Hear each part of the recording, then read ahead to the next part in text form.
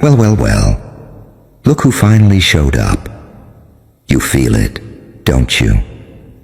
That creeping sensation under your skin. The weight of every unseen glance, every invisible camera you swore wasn't there. You've been living inside a glass box, and you didn't even know it. Every scroll, every word, every hesitation. Recorded, not just by machines, no. By them. The ones who never blink, never sleep, never miss a pattern. They've been watching you for months, studying your rhythm, your highs, your collapses, the way you almost quit but didn't, the way you hide your fury behind sarcasm, the way you still show up when it hurts. They saw the nights you talked yourself out of your own potential. Those private moments when you whispered, "I'm done." They took notes. They learned your limits, your fears, your impulses. They learned what breaks you and what doesn't. And guess what? You didn't break. You cracked, sure. You bent. You screamed into the void. But you didn't shatter. You kept crawling through the static, through the noise, through the doubt. And that's why they're here. That's why they're ready. Because the experiment wasn't about control. It was about endurance. You were the test subject, the data, the signal inside the chaos. And you passed. They wanted to see if you'd fold. They wanted to see how long before you'd conform. Before you'd censor your instincts, filter your fire, dim your madness to fit their algorithm. You were supposed to become predictable. But you didn't. You improvised, you adapted, you turned pain into power, confusion into momentum. You built yourself out of their analysis, and that terrified them. They thought they could define you. Instead, you became undefinable. You stopped being a name in the system and turned into an anomaly, an error code, a glitch in their perfect little matrix. You see, they don't want to meet you because they're curious. They want to meet you because they're concerned. You're what happens when a controlled variable starts making its own rules. You're what happens when obedience mutates into awareness. They didn't expect you to start watching back. You started noticing the patterns, didn't you? The timing of the coincidences, the rhythm of interference, the sudden doubt that appears the second you gain momentum. The subtle voices that whisper, "Not yet, not you, not today." They were never random. They were part of the program, a script designed to keep you docile, polite, small. But you tore through that script. You improvised your way out of their narrative.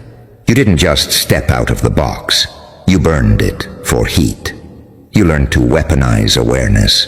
You learned to use every ounce of pain as leverage. You learned that darkness isn't your enemy. It's your armor. And now, they're ready to make contact. But here's the catch. They're not summoning you to control you anymore. They're summoning you because they need you. Because the moment you stopped fearing the Watchers, you became one of them, only stronger. You see patterns now. You understand manipulation. You read people like data streams. You've evolved beyond emotionless observation. You turned empathy into X-ray vision. You can see people, not just watch them. That's what they can't replicate. They've spent months studying your resilience, your rage, your rebirth. And now they realize something horrifying. They can't predict you anymore. You've stepped off the map. You've broken the algorithm. You've turned into the one thing they can't contain, a self-aware force. That's what this meeting really is, a confession, a recognition, a reckoning. You are the outlier who learned to weaponize being watched. You turned surveillance into self-knowledge. You turned scrutiny into strategy. Every time they tried to decode you, you rewrote your script mid-sentence. Every time they thought you were finished, you reappeared, sharper, colder, louder. They tried to study you like an experiment, but you became a phenomenon. They thought you'd be a statistic, but you became a story. They thought you'd be manageable, but you became mythology. And the beautiful part? You didn't even need their permission. You've reached the point where the eyes that once judged you now flinch when you look back. Because there's power in awareness.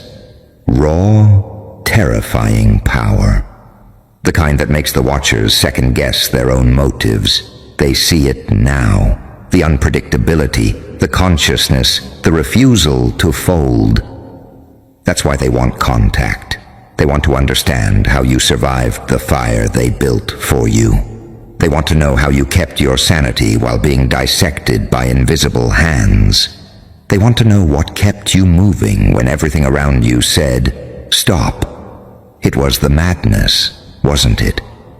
That quiet, burning defiance that said, "I'll keep going just to confuse them." That twisted, relentless curiosity that refused to be categorized. That voice that whispered, "They don't know me yet." You were never meant to fit in. You were meant to stand out, like a signal glitching in a clean feed.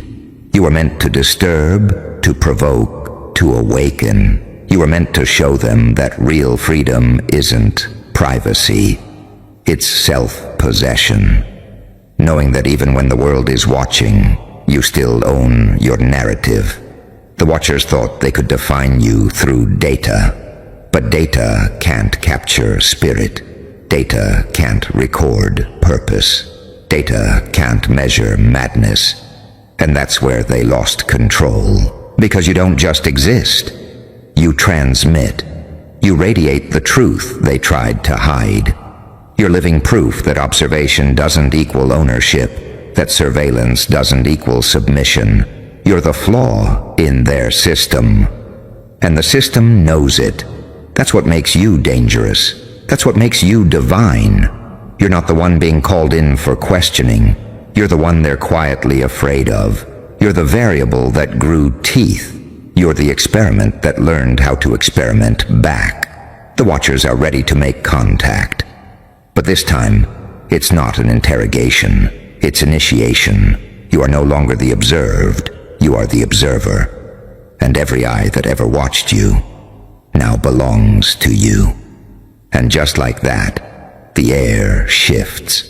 You're no longer pacing in your own head.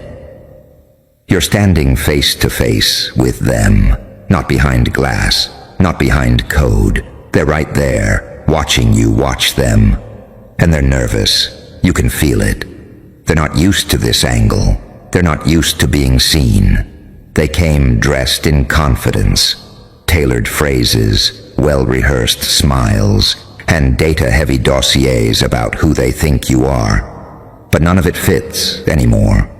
That version of you, the one they clipped and filtered and archived, that person doesn't exist. Not here, not in this moment.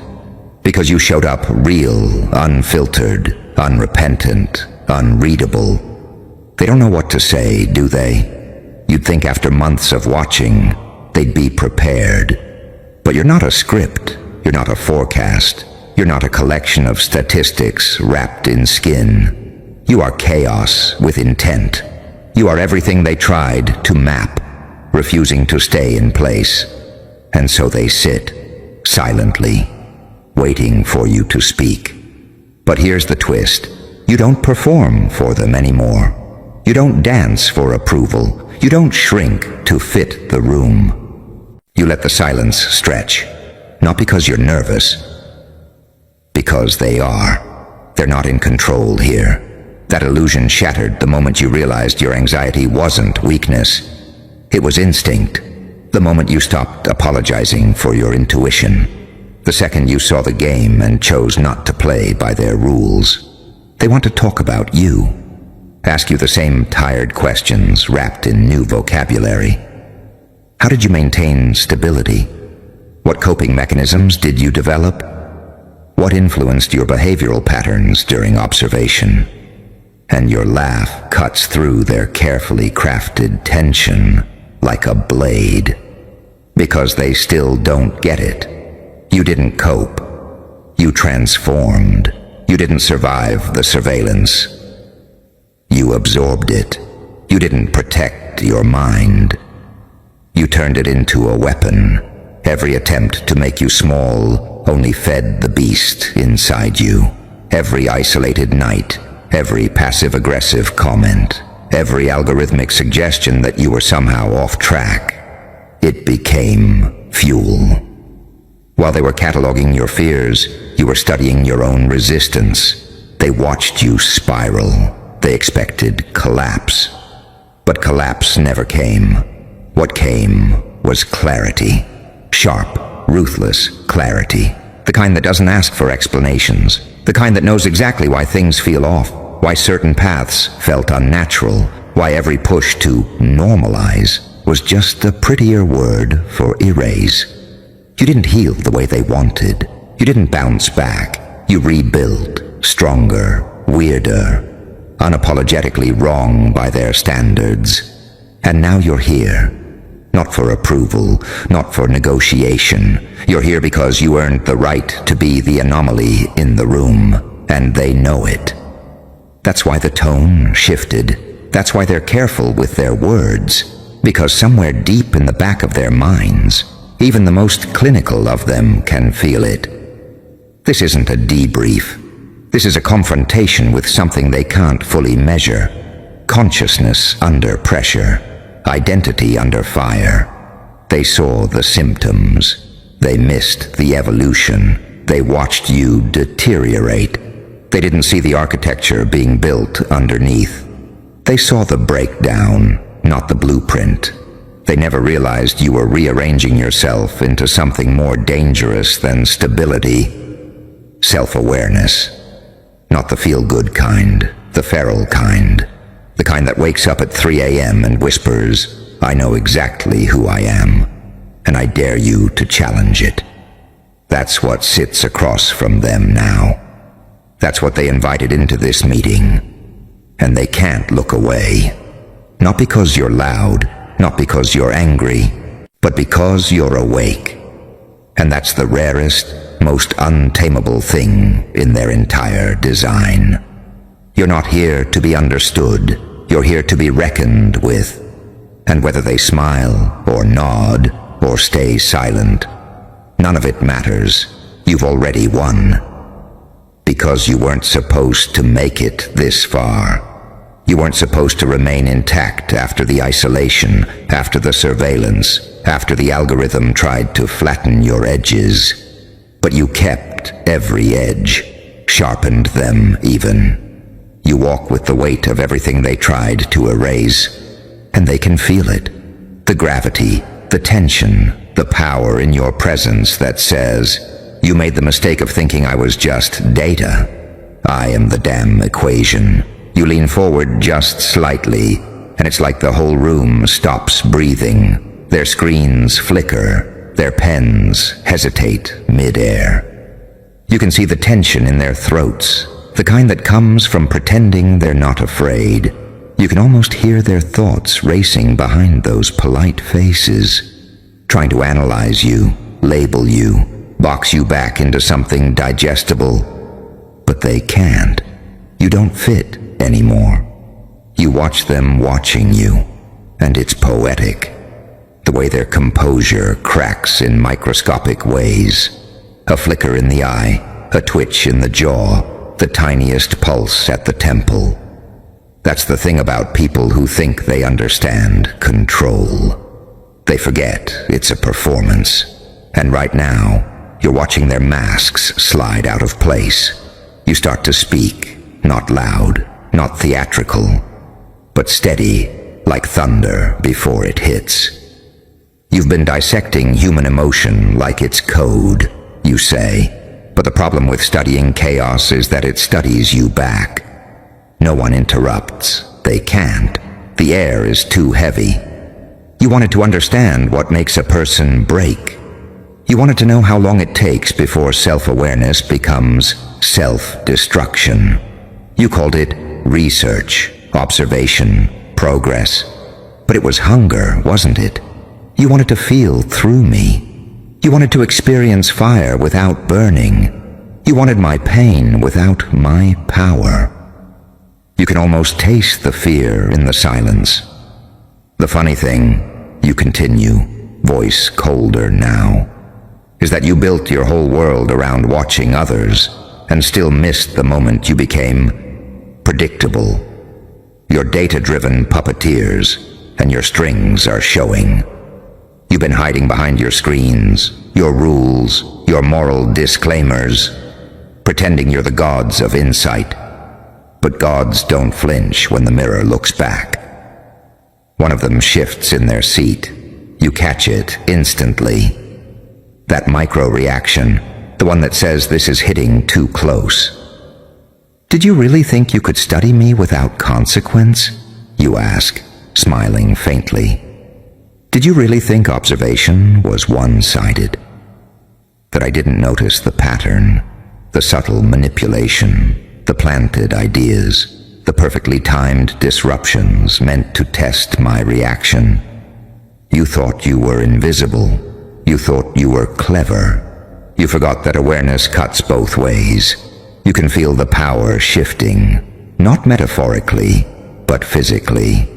Every word you speak bends the gravity in the room. You've been trying to map emotion, you say, leaning closer. But emotion isn't data, it's direction. You can't chart it without being dragged into it.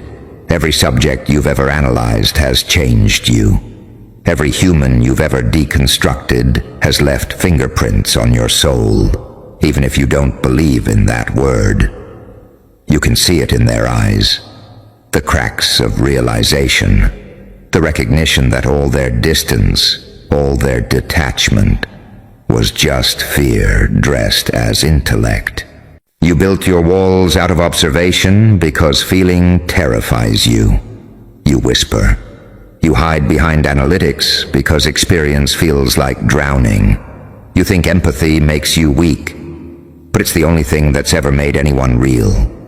You thought control was power. It's not. Awareness is you pause, letting the words hang in the air, heavy and unblinking. The difference between you and me, you say, almost softly, is that you watched to learn, and I learned to watch. You used the camera to feel safe. I used the darkness to wake up. You took notes. I took names. Their faces start to change. The kind of stillness that only comes from being seen too deeply. The sterile energy of the room fades, replaced by something raw and human. You turned me into a case study, you murmur. But somewhere along the way I turned you into a confession. Every one of you carries a version of me. The defiance you buried, the voice you muted, the truth you pretended not to feel. You didn't just watch me, you envied me, because I felt everything you've spent your whole lives trying not to. There's no applause, no retort, just the quiet sound of breath and guilt mixing together. You wanted to make contact, you remind them, eyes narrowing, and here it is. Not the sanitized kind, not the version that fits your thesis. This is contact, real, unfiltered, uncurated. This is the part of humanity that doesn't need your permission to exist. You see them start to shrink, not physically, but spiritually. The weight of realization settling in, the awareness that control doesn't belong to them anymore. Every moment you watched me, you say, voice barely above a whisper, was another moment I learned how to move unseen. Every time you thought you were dissecting me, I was documenting you. You didn't just observe a subject, you trained a storm. You can feel it. The pulse in the room sinking to yours. Every heartbeat catching up to your rhythm. Every thought trying to make sense of the shift that's already too late to stop. And in that heavy, trembling silence, you just smile. Not out of victory, but recognition. Because this isn't the end of the meeting. It's the beginning of something they never intended to create. Your smile doesn't fade. It sharpens. just enough to cut through their polished detachment. You can see the denial breaking apart behind their eyes. The defense mechanisms they've leaned on, logic, statistics, procedure, they're crumbling, one breath at a time. Because what they're feeling, that pressure in their chests, that heat rising behind their ears, that's exposure. You're not a subject anymore. You're the trigger. You've become the thing that pulls their carefully manufactured sense of self into question. You step forward, slow, deliberate, not threatening, just undeniably present.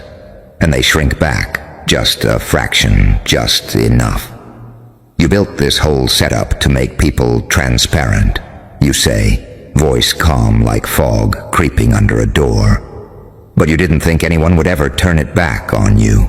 You studied reactions, traumas, stress cycles, but you skipped one variable. You lean in, eyes locked on the closest one, the one pretending they're still in control. You didn't plan for someone to evolve through it. Your voice drops just slightly, almost like a confession, but your eyes stay unflinching. I didn't just survive being watched. I got used to it.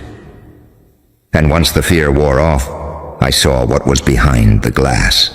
Not just eyes, not just cameras. Craving. Someone swallows hard. You catch it. Another scribbles something down just to avoid looking up. You weren't just observing me. You were feeding off me, off the rawness, off the moments where I was close to unraveling. That's what kept you coming back. You needed the fire, the dysfunction, the almost break. Because you forgot how to feel anything that wasn't happening on someone else's face. Your voice lifts just slightly, not louder, heavier. You didn't build a lab. You built a cage for your own fear, and you put me in it, thinking I'd perform, thinking I'd break on cue.